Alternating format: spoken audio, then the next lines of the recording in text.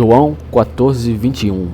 Aquele que tem os meus mandamentos e os guarda, esse é o que me ama. E aquele que me ama será amado de meu Pai, e eu o amarei e me manifestarei a ele. Disse-lhe Judas, não o Iscariotes: Senhor, como é isto que te has de manifestar a nós e não ao mundo? Jesus respondeu e disse-lhe: Se alguém me ama, ele guardará as minhas palavras, e meu Pai o amará, e iremos a ele e faremos nossa morada nele. O que Jesus está falando aqui?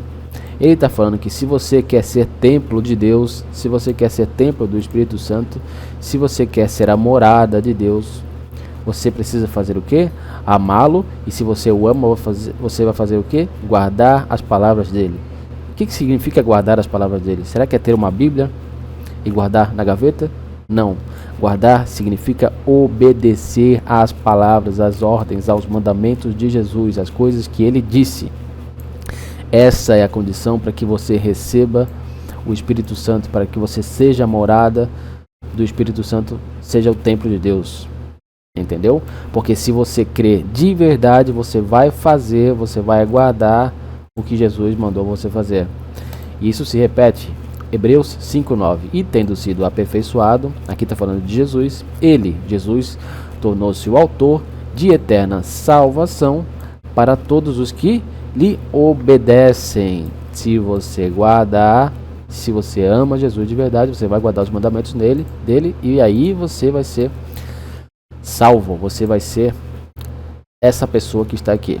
Atos 5:32 fala da mesma coisa de novo. E nós somos suas testemunhas acerca destas coisas, e também o Espírito Santo, o qual Deus deu aos que lhe obedecem. Porque se você ama de verdade, você obedece. Se você crê de verdade, você obedece. Se você crê que a comida mata a sua fome, você vai e faz o quê? Você come, você age. Obedecer é fazer aquilo para que você se sacie, para que você demonstre que a sua fé é verdadeira, que você crê de verdade. Logo, se você diz que você crê que a comida mata a sua fome e você não a come, significa que a sua fé é falsa, que você não crê de verdade, que você crê da boca para fora. Pois se você cresce de verdade, você iria lá e a comeria para não morrer de fome, não é? A mesma coisa com Jesus. Se você o ama de verdade, se você crê nele de verdade, você faz as coisas que ele mandou. E essa é a manifestação de que você o ama. E a partir disso, você pode ser a morada do Espírito Santo. Porque quem crê, ama. E quem ama, obedece. E quem obedece, recebe o Espírito Santo que Deus deu àqueles que lhe obedecem. E o que é obedecer a Deus? A gente já vai ver, e hoje a gente vai falar exatamente sobre isso. Mas, primeiro, vamos entender o que é ser salvo. 1 João 3:4. Qualquer que permanece... eu estou lendo já 1 João 3:6. 1 João 3:4. Qualquer que comete pecado também transgride a lei, porque o pecado é a transgressão da lei. E vós sabeis que ele quem? Jesus, foi manifestado para carregar os nossos pecados. E nele não há pecado. Uma perguntinha sobre o verbo carregar aqui.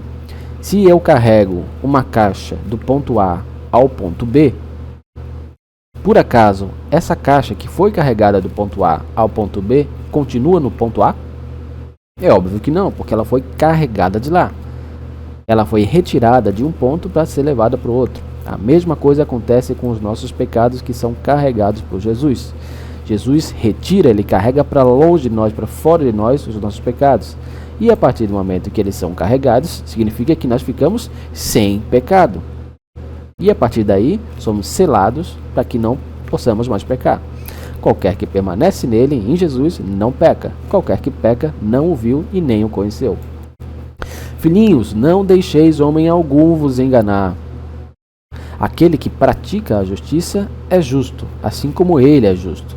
Aquele que comete pecado é do diabo, porque o diabo peca desde o princípio.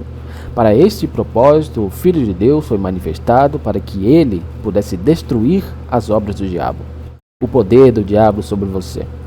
Então, quando Jesus, além de tirar os seus pecados, ele destrói o poder do diabo sobre você para que você pare de pecar e você nasça de Deus. Aquele que é nascido de Deus não comete pecado. porque a sua semente permanece nele, e não pode pecar, porque é nascido de Deus. Nisto, no que? Nas coisas que a gente acabou de ler, os filhos de Deus são manifestos e os filhos do diabo. Aquele que não pratica a justiça não é de Deus, e nem aquele que não ama o seu irmão. Não tem como praticar a justiça e praticar a injustiça. Ou você é uma árvore que é boa, que é totalmente luz, que é totalmente santa, ou você é outra árvore que é podre, que é reprovada, que é corrompida, que é pecadora. Não tem meio termo. Não existe uma pessoa que é pecadora que comete e pratica a justiça de verdade. Porque não existe meio termo com Deus. E o muro é do diabo. Quem estiver em cima do muro vai cair junto com o muro quando ele for derrubado, e ele está prestes a ser derrubado. 1 João 1,5. Então esta é a mensagem que dele ouvimos e vos declaramos, que Deus é luz, e não há nele treva alguma. Não existe escuridão nenhuma em Deus, não existe transgressão.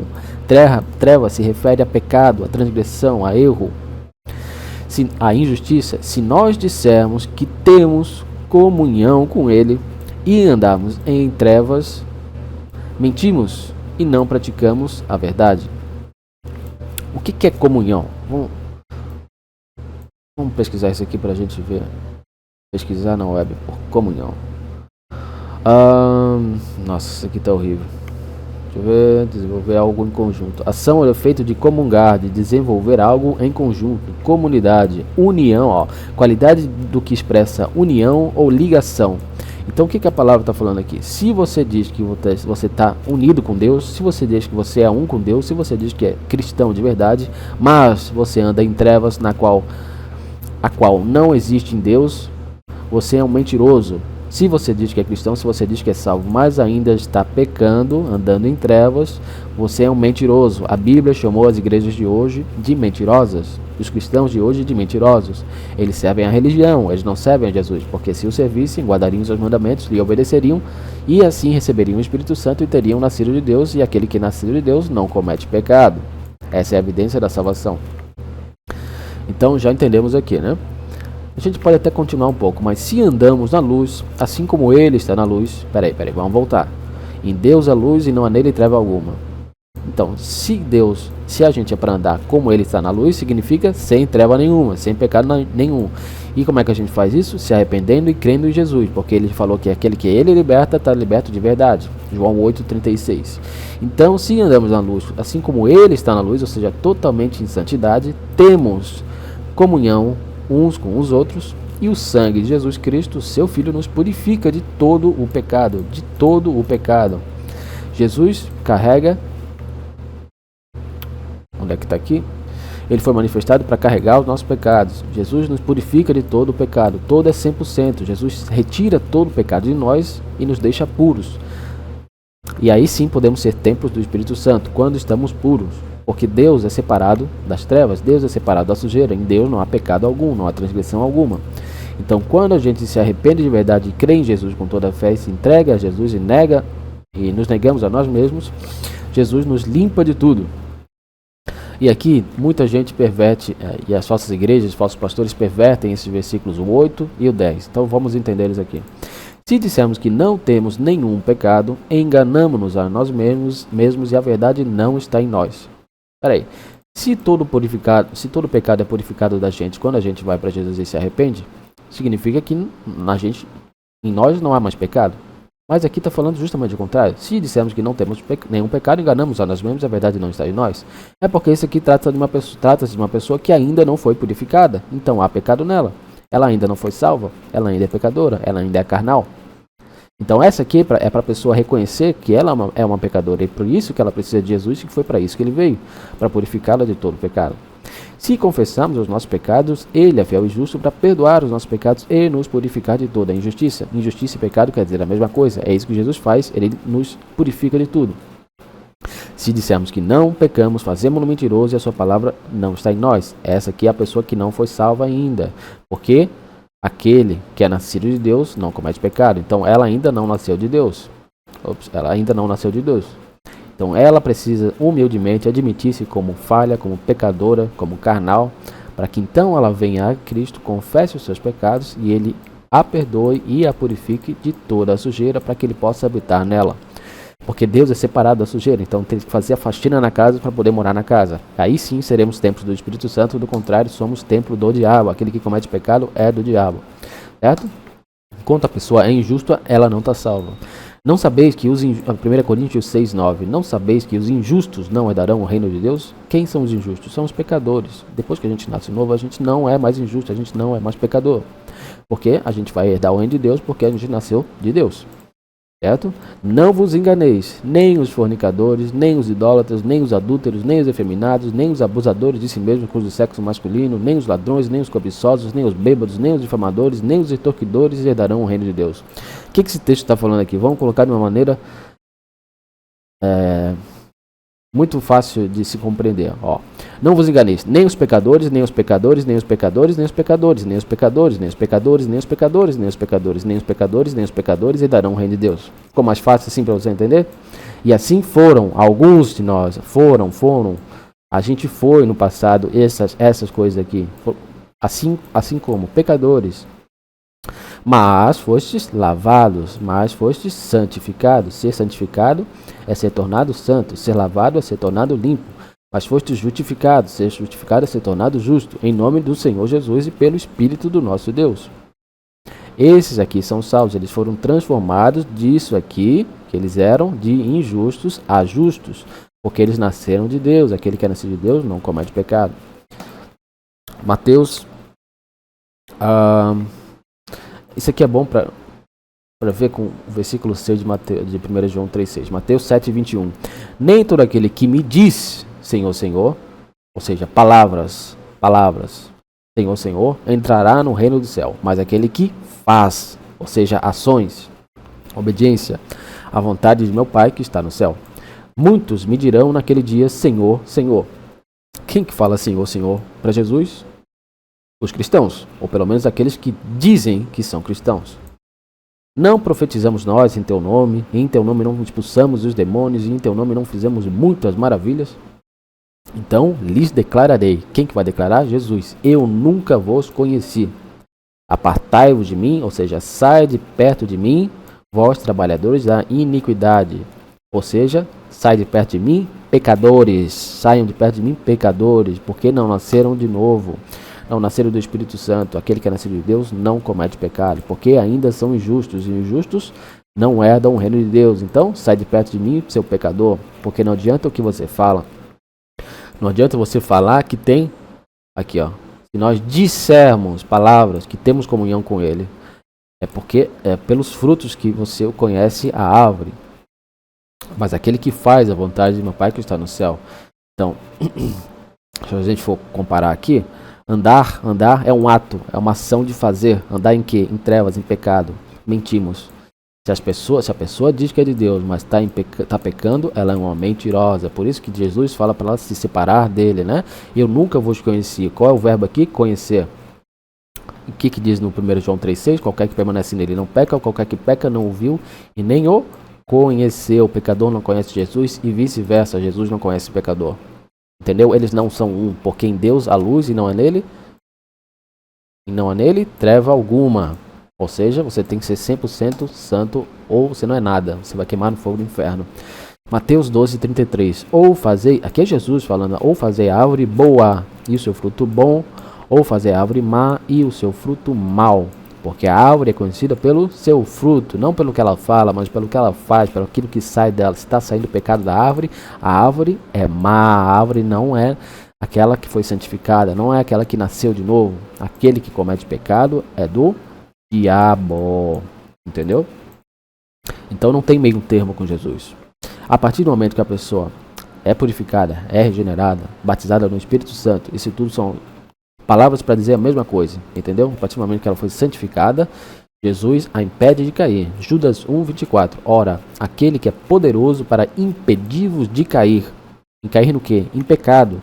E para apresentar-vos sem defeito diante da presença de sua glória com abundante alegria. Esses aqui são salvos. Eles foram purificados de todo o pecado e de toda a injustiça. Jesus destruiu as obras do diabo sobre eles, tirou a coleira que o diabo tinha no pescoço dessas pessoas, e agora ele os impede de cair, porque eles andam pela fé e eles não recuam. Hebreus 10, 38. Ora, o justo viverá pela fé. O justo. Mas se algum homem recuar, a minha alma não terá prazer nele. Nós, porém quem? Os justos. Não somos daqueles que recuam para a perdição. Perdição o quê? Perdição é condenação, é fogo do inferno. Mas daqueles que creem para a salvação da alma. Se você crê, você faz. Se você crê, você ama. Se você quer, você obedece. Então, o verdadeiro salvo, ele não recua. Aquele que recua nunca foi salvo, apenas foi manifesto, porque a luz tudo manifesta. Certo? Agora que entendemos bem claramente o que significa ser salvo, vamos falar sobre a obediência. Mateus 5. Mateus 5,14 em diante. Vós sois a luz do mundo. Não se pode esconder uma cidade estabelecida sobre um monte.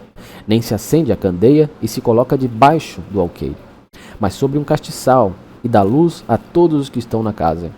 Deixai a vossa luz brilhar diante dos homens, para que vejam as vossas boas obras e glorifiquem a vosso Pai que está no céu.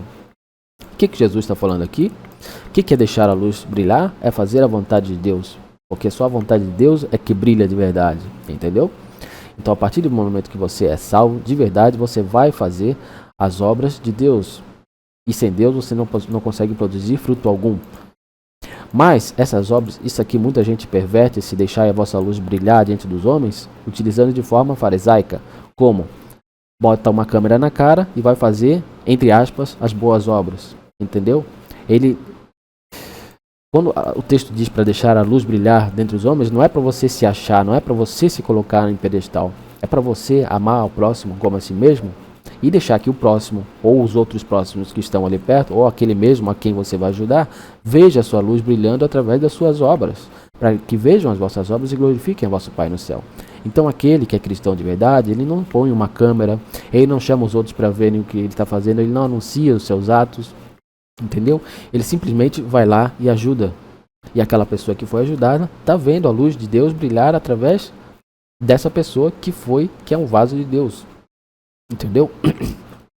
Muita gente hoje filma lá, põe uma câmera lá e se ajudando um mendigo, comprando comida para ele, um morador de rua, enfim.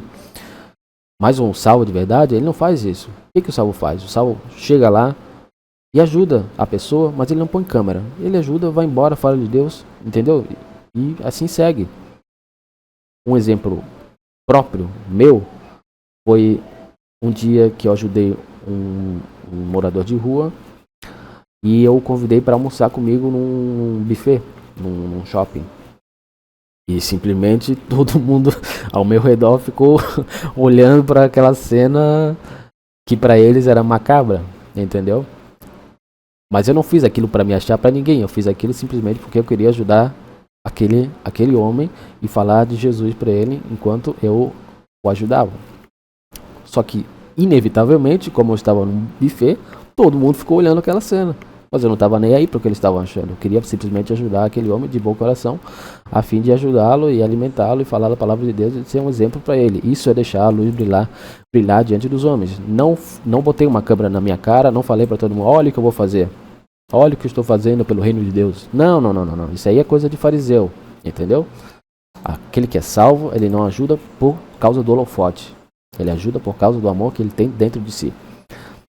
E é sobre isso que eu quero falar nesse estudinho aqui, porque a gente ainda não falou muito sobre essa parte de brilhar a luz aos homens e de amar o próximo como a si mesmo. 2 Coríntios 8, 12. Porque se há primeiro uma mente disposta, ela é aceita segundo o que um homem tem, e não segundo o que ele não tem. O que esse texto está falando aqui? Você ajuda a pessoa de acordo com a abundância que você tem disponível para dar. Se você tem R$10 para ajudar, você não pode ajudar com 20. Entendeu? Você pode ajudar com 10, segundo que é o que você tem. É simples assim. Entendeu? Se você tem uma maçã para dar, você não pode dar uma laranja para a pessoa. Mas você vai dar, porque sua mente é disposta. Não a laranja, você vai dar maçã, que é aquilo que você tem. Porque sua mente é disposta a ajudar, porque você é um próximo e o próximo está precisando disso, está passando necessidade. Mas não digo isto para que os outros homens sejam aliviados e vós sobrecarregados, mas para igualdade, para que neste tempo presente, quando este tempo presente, nessa vida a qual estamos vivendo, a vossa abundância possa suprir a falta deles, para que também a sua abundância supra a vossa falta e haja igualdade. Como está escrito, o que muito colheu não teve sobras e o que pouco colheu não teve falta. Por quê? Porque o que muito colheu dividiu aquilo com aquele que colheu pouco. E ambos tiveram igualdade. Se você tem abundância no corpo de Cristo, é o seu dever suprir a falta de quem não tem. E o que é abundância? Vai desde o dinheiro, abundância financeira, até mesmo abundância material. Se você faz parte do corpo de Cristo, tem uma pessoa que também faz parte do corpo de Cristo, é o seu dever como cristão usar da sua abundância, no caso, a sua casa, para abrigar aquela pessoa que faz parte do mesmo corpo de Cristo. Para que ela não tenha falta. Você não vai ter sobra, porque você ainda vai continuar com a sua casa, e a pessoa que não teve causa, que não tinha casa, agora não vai ter mais falta, porque ela vai ter causa, porque você supriu, através da sua abundância, a falta dessa pessoa. Isso serve para alimento, isso serve para dinheiro, isso serve para tempo, isso serve para tudo, entendeu? Essa é a função do verdadeiro corpo de Cristo, da verdadeira igreja. Você deve usar aquilo que você tem para suprir, para ajudar, para fornecer para aquele que não tem. Principalmente e preferencialmente para aqueles que fazem parte do corpo de Cristo. A verdadeira igreja não é aquela igreja onde tem um ricão lá na igreja e tem o outro passando necessidade. Não, se a igreja é verdadeira, aquele que é ricão vai usar do bolso dele para ajudar e vai ser um exemplo ao meio dos outros. Ele vai deixar a luz dele brilhar ao meio dos outros, mas sem ficar se exibindo, para ajudar aquela pessoa que está passando necessidade, aquele irmão pobrezinho, né? Mas isso já não acontece nas igrejas de hoje. E se acontece, muitas vezes é com intenções erradas, com intenções de aparecer, como farisaísmo. E a própria dita igreja não está obedecendo a palavra em diversas outras coisas, ou não está aceitando aqui nem o princípio da salvação, que ser salvo é ser santo. Romanos 12 em diante, 18 em diante. Se for possível, no que depender de vós, vivei em paz com todos os homens. Amados, não vos vingueis a vós mesmos, mas dai lugar à ira, porque está escrito, a vingança é minha. De quem? De Deus. Eu recompensarei, diz o Senhor. Então você não deve se vingar de nada. Não tem essa, nem mesmo de procurar o seu direito na justiça. Deixa que Deus está vendo tudo que está acontecendo e Ele vai te recompensar de acordo com a sua obediência à própria palavra. Portanto, se o teu inimigo tiver fome, alimenta-o. Se ele tiver sede, dá-lhe de beber, porque fazendo isto, amontoarás brasas de fogo sobre a sua cabeça. Não sejas vencido pelo mal, mas vence o mal com o bem. Então a palavra está falando que não só aqueles que pertencem ao corpo de Cristo você deve ajudar, mas também o seu inimigo. As pessoas que não fazem parte do corpo de Cristo. As pessoas, por exemplo, uma pessoa moradora de rua, como eu dei um exemplo lá, se o seu inimigo tiver fome, alimenta-o. Mas isso de acordo com aquilo que você tem, e não segundo o que você não tem. Entendeu? A Bíblia precisa estar toda interligada e se respeitando. Se ele tiver sede, dá-lhe de beber. Porque fazendo isto, amontoarás brasas de fogo sobre a sua cabeça. Como assim? O que isso aqui quer dizer? A sua cabeça, não está falando da sua cabeça, mas da cabeça daquela pessoa que é o seu inimigo. Por quê? Porque ele vai ver lá você brilhando a sua luz para ele, você ajudando a necessidade, atendendo a necessidade dele, fornecendo, dando de comer e de beber para ele. E mesmo assim ele rejeita a Cristo. Mesmo assim ele não quer saber de ser cristão, não quer saber de parar de pecar. O que ele está amontoando sobre a própria cabeça dele? Brasa de fogo, condenação. Entendeu? É isso que vai acontecer com ele. Porque mesmo sendo ele mesmo a pessoa que foi ajudada por um cristão de verdade, ele se negou a seguir a Cristo. Então, vai ser pior, né? A vingança é minha e eu recompensarei, diz o Senhor. Então você deve, inclusive, ajudar o seu inimigo. Pessoas que você não conhece, entendeu? Se você tem a capacidade de ajudar, você vai lá e ajuda, segundo aquilo que você tem. E essa aqui é a verdadeira igreja, Atos dos Apóstolos 2, 44 em diante. E todos os que criam estavam juntos e tinham todas as coisas em comum. Exatamente. E vendiam as suas propriedades e bens e repartiam com todos os homens conforme cada um necessitava. E eles, perseverando diariamente em comum acordo no templo, e partindo o pão de casa em casa, comiam seu alimento com alegria e singeleza de coração. Essa aqui é a verdadeira igreja e sim, ela ainda existe. Entendeu? Não é templo de pedra. A igreja é formada por pessoas que seguem a Cristo. Isso é ser cristão. Cristão é seguidor de Cristo, é discípulo de Cristo. É aquele que faz aquilo que Cristo manda. Se me amais, guardai os meus mandamentos. Ó, aquele que tem os meus mandamentos e os guarda, esse é o que me ama. Esse que obedece. E aquele que me ama será amado de meu Pai, e eu o amarei e me manifestarei a ele. Se alguém me ama, ele guardará as minhas palavras. Entendeu? Essa é a verdadeira igreja. Eles repartem, eles dividem, eles cuidam um do outro, para que todos tenham em igualdade, como está escrito em 2 Coríntios 8, versículo 14. Isso também continua em Atos dos Apóstolos 4, 32. E a multidão dos que criam eram um só coração e uma só alma, e ninguém dizia que algo do que possuía fosse seu, mas tinham todas as coisas em comum, ou seja, eles dividiam as coisas de acordo com as suas necessidades, eles não eram pessoas egoístas. A verdadeira igreja não é egoísta, a verdadeira igreja reparte entre si, cuida do outro, ela usa da sua abundância para suprir a necessidade do outro. Aqui, ó. E com grande poder os apóstolos davam testemunho da ressurreição de Jesus Cristo, e havia uma abundante graça sobre todos eles, e não havia nenhum necessitado entre eles, porque todos os que possuíam terras ou casas, vendendo-as, traziam os valores das coisas que foram vendidas e depositavam aos pés dos apóstolos, e distribuía-se a cada homem segundo a sua necessidade. Essa aqui é a verdadeira igreja. Se você não conhece pessoas que fazem isso e você acha que elas são de Cristo, pelos frutos os conhecereis. Se ela não obedece a Deus, não ama a Deus, não é de Deus, não é cristão de verdade. Mateus 25, 14 em diante, parábola dos talentos. Porque o reino do céu, aqui é Jesus falando, é como um homem que ao viajar para uma terra distante, chamou os seus próprios servos e entregou-lhes os seus bens. E a um deu 5 talentos, e a outro 2, e a outro 1, a cada homem segundo as suas habilidades. Em seguida foi viajar. Então, o que recebera 5 talentos foi e negociou com eles e fez outros 5 talentos. Foi uma ação, negociou uma ação e fez o produto da ação. E da mesma forma, o que receberá 2, ele também ganhou outros 2. Fruto do quê? Da obediência, de ir, de também fazer. Versículo 18. Mas o que receberá 1 foi e cavou na terra e escondeu o dinheiro do seu senhor. Depois de muito tempo veio o senhor daqueles servos e fez contas com eles. Então, chegando que recebera 5 talentos, trouxe-lhe outros 5 talentos, dizendo: Senhor, tu me entregaste 5 talentos. Eis aqui 5 talentos a mais que eu ganhei. Disse-lhe o seu senhor: Muito bem, servo bom e fiel. Foste fiel sobre poucas coisas, eu te farei governante sobre muitas coisas. Entra na alegria do teu senhor.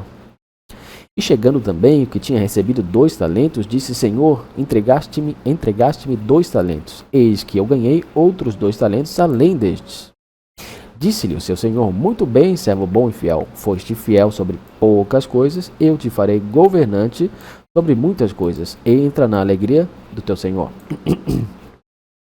Então, chegando que recebera 1 talento, disse: Senhor, eu soube que és um homem duro, que colhes onde não semeaste e ajuntas onde não espalhaste.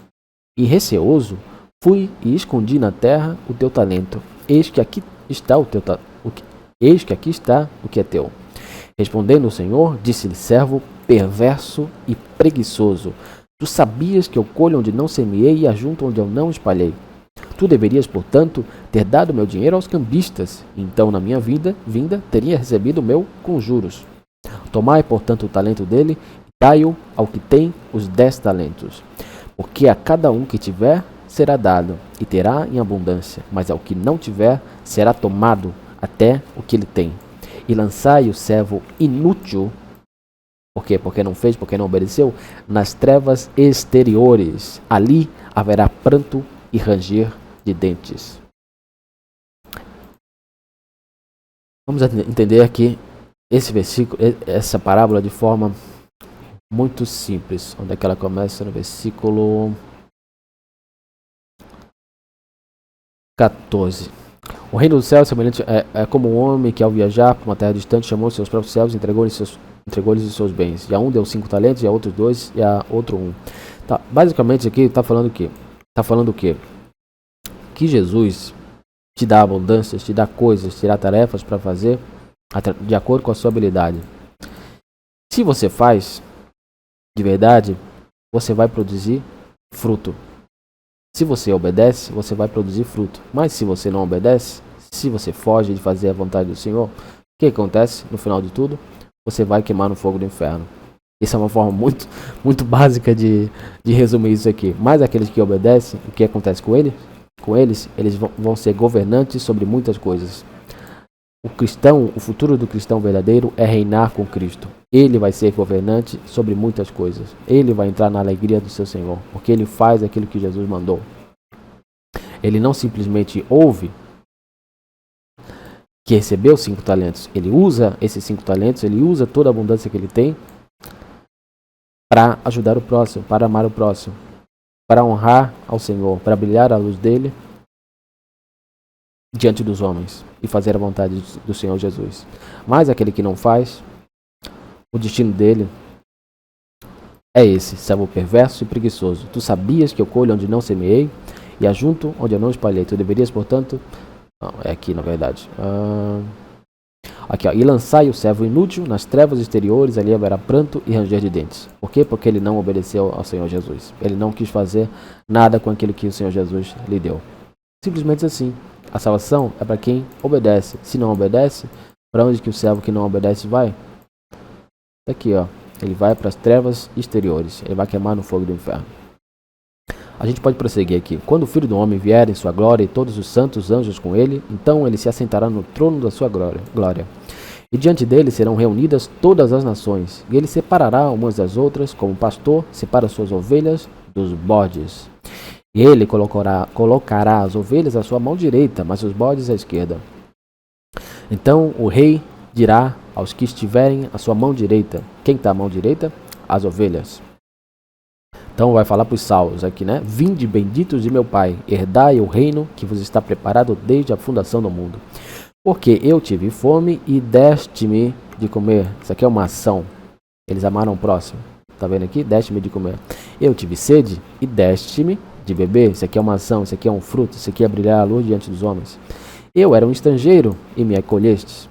Então, quando um irmão em Cristo aqui, quando ele está falando eu tive fome, ele está falando de pessoas que pertenciam ao corpo de Cristo. Elas são um com Cristo. Então, quando um cristão aqui teve fome, o que essa pessoa fez? Ela foi e lhe deu de comer. Quando esse cristão aqui teve sede, ela foi e lhe deu de beber. Ela usou da abundância para suprir a falta do próximo, né? Quando essa pessoa que era uma estrangeira, ela foi e abrigou essa pessoa. Quando essa pessoa aqui estava despida, ela foi e vestiu essa pessoa. Eu estava enfermo e me visitastes. Eu estive preso e fostes até mim. Ou seja, todos esses aqui fizeram a vontade de Deus, né? Nem todo aquele que me diz Senhor, Senhor, entrará no reino de Deus, mas aquele que faz a vontade do meu Pai que está no céu. Mateus 7, 21. Então esses aqui fizeram. Essa aqui estão falando com quem? Com as ovelhas, aquelas que estão à sua mão direita. Então os justos lhe responderão dizendo, Senhor, quando te vimos com fome, te alimentamos. Peraí, quem que vai responder? Os justos. Eles são justos porque eles fizeram a vontade de Deus. Senhor, quando te vimos com fome, te alimentamos, ou com sede, te demos de beber? Ou quando nós te vimos estrangeiro e te acolhemos, ou despido e te vestimos? E quando te vimos enfermo ou na prisão e fomos visitar-te? E respondendo o rei, Jesus, lhes dirá, na verdade, eu vos digo que quando o fizestes ao menor destes meus irmãos, a mim o fizestes.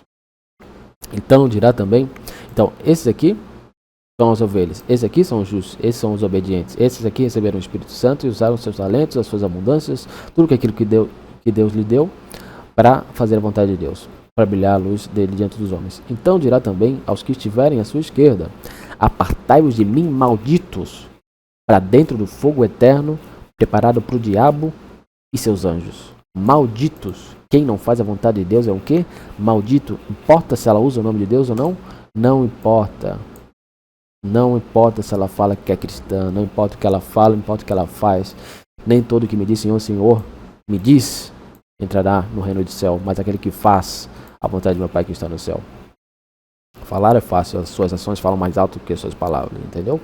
Sai de mim, seus malditos, sai de perto de mim, seus malditos, vão para o fogo do inferno queimar lá com o diabo e com seus anjos. Porque eu tive fome e não me deste de comer, eu tive sede e não me deste de beber, eu era estrangeiro e não me acolheste, despido e não me vestiste, enfermo e na prisão e não me visitaste, não fizeram, não obedeceram à vontade de Deus, falsos cristãos, malditos.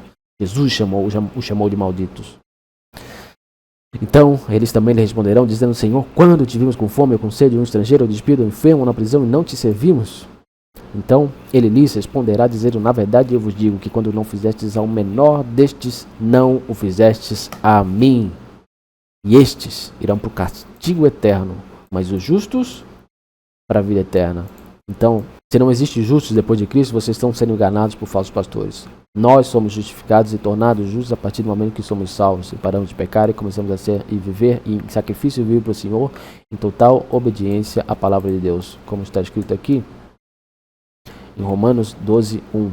Suplico-vos, pois, irmãos, pelas misericórdias de Deus, de apresentados os vossos corpos em sacrifício vivo, santo e agradável a Deus, que é o vosso culto racional. E não sede conformados com este mundo, mas sede transformados pela renovação da vossa mente, para que experimenteis qual é a boa, agradável e perfeita vontade de Deus.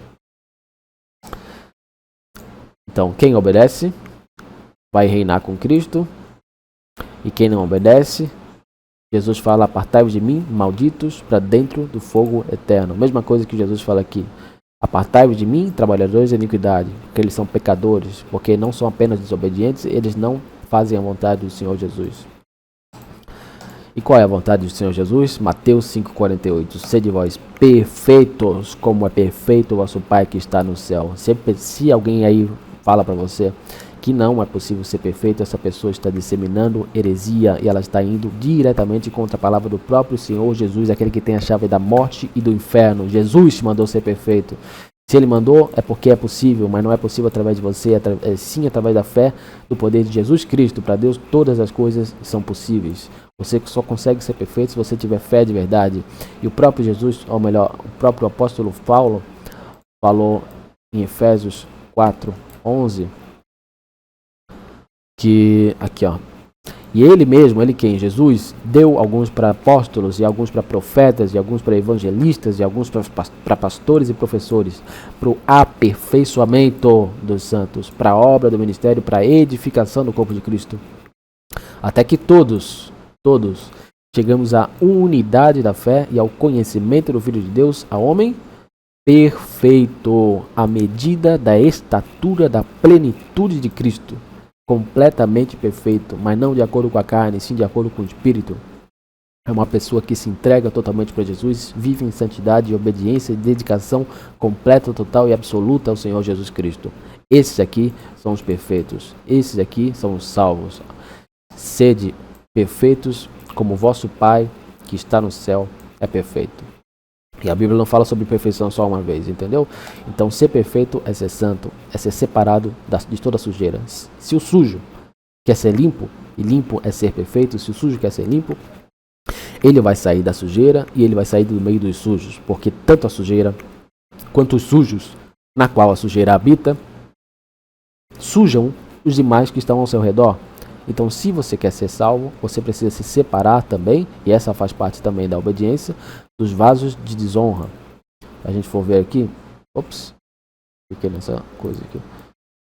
2 Timóteo 2, 19-21. Eu falo disso sempre, mas é preciso entender. Todavia, o fundamento de Deus fica firme, tendo este selo: o Senhor conhece os que são seus. O Senhor conhece os que são seus, né? Se a gente for ver, está aqui aberto em outro. Ó, qualquer que peca não viu nem o conheceu. E o que Jesus fala aqui? Eu nunca vos conheci. Apartai-vos de mim, trabalhadores da iniquidade. Então, quem são os dele? São aqueles que ele conhece. Quem que ele não conhece? Os pecadores, trabalhadores da iniquidade. Quem que ele conhece? O contrário disso aqui, os santos, aqueles que foram nascidos de Deus. Aquele que é nascido de Deus não comete pecado, certo? Então vamos voltar aqui para o tal do conhece. O Senhor conhece os que são seus, ou seja, os santos. E qualquer que profere o nome de Cristo, aparte-se da iniquidade. Saia do meio do pecado, largue o pecado, abandone o pecado. Não é para diminuir, é para largar, cortar fora. E não só o pecado, mas aquele também no qual o pecado habita. Ora, numa grande casa não há somente vasos de ouro e de prata, mas também de madeira e de barro. Alguns para honra. O que honra a Deus? A santidade, a obediência. E alguns para desonra. O que desonra a Deus? O pecado, a desobediência. Portanto, se um homem se purificar destas coisas, que coisas? Vasos de honra e se purificar dos vasos de desonra, certo? As coisas são os vasos. Será vaso para honra. Então quem que vai ser um vaso aqui? Um homem. Ele tem que se purificar do quê? Dos vasos de desonra. E os vasos são pessoas, certo? E o que desonra a Deus? Pecado e desobediência. Então, se um homem se separar da pessoa que anda em pecado e desobediência contra Deus, ele vai ser tornado, ele será um vaso para honra. Porque ele ainda não é. Ele precisa primeiro se purificar dessas coisas, sair do meio delas. Aqui, ó, se apartar tanto do pecado, tanto quanto daquele no qual o pecado habita, do pecador. Se um homem se purificar dessas coisas, será, ele ainda não é vaso para honra, santificado. Ele vai ser santificado porque ele vai sair do meio da sujeira. E aí sim ele vai poder ser puro. E idôneo para o uso do mestre, e próprio e adequado para o uso do mestre, que é o mestre Jesus Cristo, e preparado para toda boa obra. Então você precisa fazer esse ato de obediência aqui. Isso é se arrepender, apartar-se da iniquidade e também daqueles no qual a iniquidade habita, no qual o pecado e a desobediência habita. Então o salvo não é só separado do pecado, ele é separado do pecador que quis continuar no pecado, razão pela qual ele não foi regenerado. Por quê? Porque ele ama mais o seu pecado do que a Deus. E é isso que diz o texto de João 3,19. E a condenação, para quê? Condenação no quê? Para o inferno. É esta, que a luz veio ao mundo. Quem é a luz? Jesus. E os homens amaram mais as trevas do que a luz, porque os seus atos eram maus. Porque todo aquele que faz o mal odeia a luz e não vem para a luz, ou seja, não vai lá, porque para que os seus atos não sejam reprovados.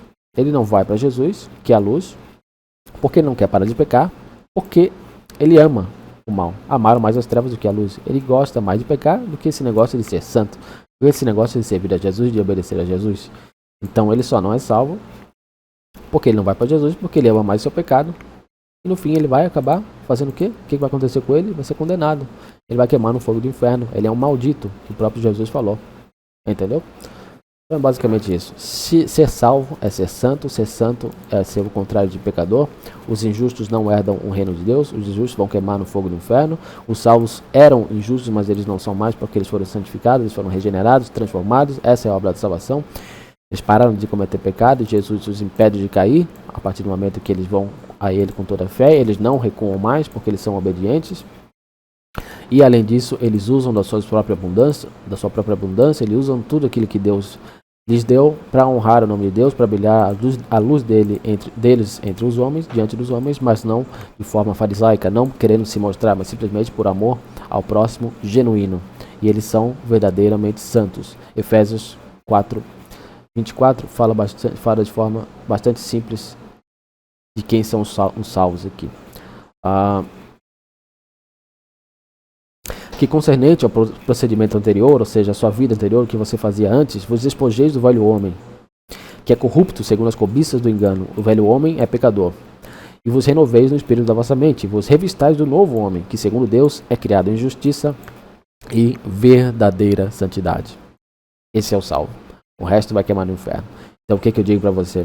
Saia das falsas igrejas, saia de todo o sistema religioso que não vive segundo a palavra de Deus, porque é pelos frutos que a gente conhece a árvore, e não pelo que ela diz, não pelo que ela fala, mas pelo aquilo que ela faz. E se o que ela faz é contrário, ou se existe algo do que ela faz que é contrário à palavra de Deus, significa que a árvore não é santa. E se a árvore não é santa, a pessoa não está salva, a pessoa é suja, você precisa sair do meio dos sujos. E de qualquer tipo de sujo, porque Jesus fala que ele veio trazer divisão em Mateus 10:34 e em Mateus 8:22 ele fala que essa divisão inclusive se dá entre familiares, que é para você deixar os mortos, enterrarem os mortos. As pessoas que estão mortas espiritualmente em pecado, você deve largá-las para não ser contaminado com elas. Se você não quer ser tratado como um bode, não ande com os bodes, ande apenas com as ovelhas. E se você não encontrar ovelha, ande sozinho. É melhor ter Cristo do que ter as ovelhas, do que ter bodes do seu lado e ir para o inferno com eles, entendeu? Qualquer dúvida, manda mensagem no Instagram. Valeu!